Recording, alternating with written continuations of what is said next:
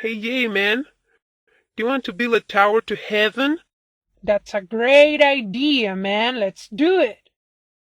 I'll tell everyone I know. Neat.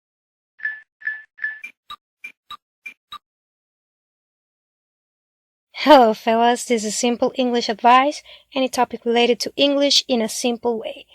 Today's topic is language origin. How was language originated? That is a very good question.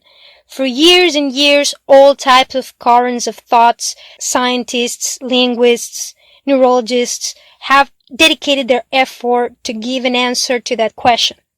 The origin of language is as or more debated than the origin of human being because of the lack of direct evidence. Language is one of the main characteristics that differentiates humans from animals. It could be even understood as a phenomenon or mutation that occurs in our brain that makes us unique among all the species. This takes us to origin theories. There are plenty of theories about the origin of language. In this video, we'll check 3 of 6 theories on the origin of language. Creationist theory. This is the assumption of the origin of language stated by the Bible. To begin with, it doesn't explain how the first human being acquired the language, according to the Bible, Adam.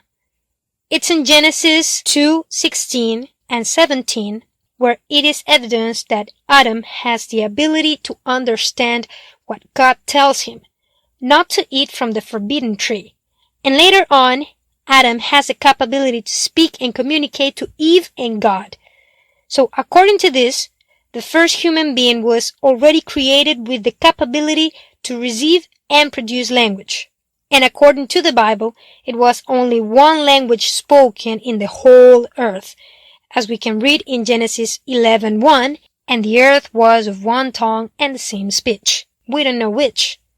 After many things happened, including the flood and the reproduction of Noah and his descendants, apparently people lived all in one same place.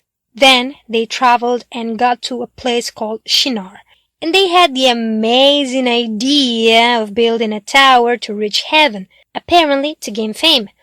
This story is contained from Genesis 11:3 to 11:9.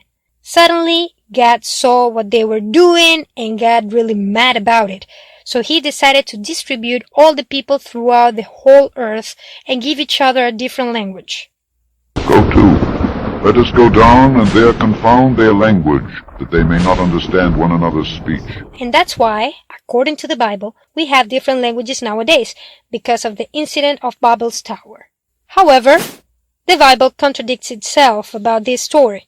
Remember that God decided to disperse humans and change their language in Genesis 11:8. Nevertheless, way before that, in Genesis 10:5, it established that populations were already divided according to their nation and tongue, and not by a furious action of God, but by their own decision, it seems. So it says that people had already other languages and lived in different places. The same thing happens in Genesis 10:20 and 10:32. Also previous to the Tower of Babel. African origin.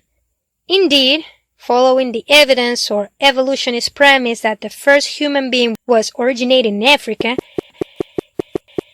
there is a very interesting research made by the professor and Dr. Quentin Atkinson, a cultural anthropologist who said that language was firstly originated in Africa. As an evidence, Atkins showed as a result of his investigations that, indeed, African language phonemes are the sounds languages have to produce speech. So these phonemes are the most numerous in comparison to other languages, and because of the migration of gentilices from Africa to other regions of the planet, the further a place is from Africa, the fewer number of phonemes its language has.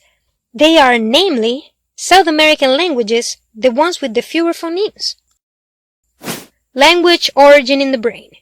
We've been talking about the origin of language in history, or in the human being as an event. Nonetheless, let's talk about how language originates in the brain. This process is less debated since there are studies already that evidence it. It was first Pierre Paul Broca. Yeah, that's my French. In 1861, who researched about what parts of the brain were involved in human perception and production. That part of the brain was named after him, the Broca's area, in the left hemisphere of the brain. 10 years later, the neurologist Karl Wernicke discovered that Broca's area wasn't the only one involved in the language process, but also another area called after him, the Wernicke's area, which is also in the left side. Karl Wernicke designed a model of how language works in the brain. Language is perceived by the ear and travels through the auditory pathways. Then it gets to an auditory station in the brain called auditory cortex. It is then sent to Wernicke's area, where language is processed, where the meaning of words are. If the individual wants to answer, as a part of communication, these meaning of words are sent through a kind of bridge or tunnel called arcuate fasciculus that connects Wernicke's area to Broca's area. Broca's area creates the words or sentences to be answered. Broca's area sends a kind of petition to other part of the brain called motor cortex in order to articulate words. This part accepts the petition and sends instructions to the facial motor neurons, vocal cords, and respiratory system to move the mouth and other parts of the face to speak. It's a long journey that language takes, but for us takes less than seconds. If it is not an auditory process but a reading one, the text is sent through the visual pathways to the Wernicke's area and the process stops there. Unless you read aloud, then the process already said is executed. However, many scientists have proved that this process is way more complex, in which many auditory pathways and streams are involved. Let's take a pause here. Go to this link to see which other theories exist on the origin of language. That was it for today, guys. Please remember to subscribe to the channel and check our other videos. Take care!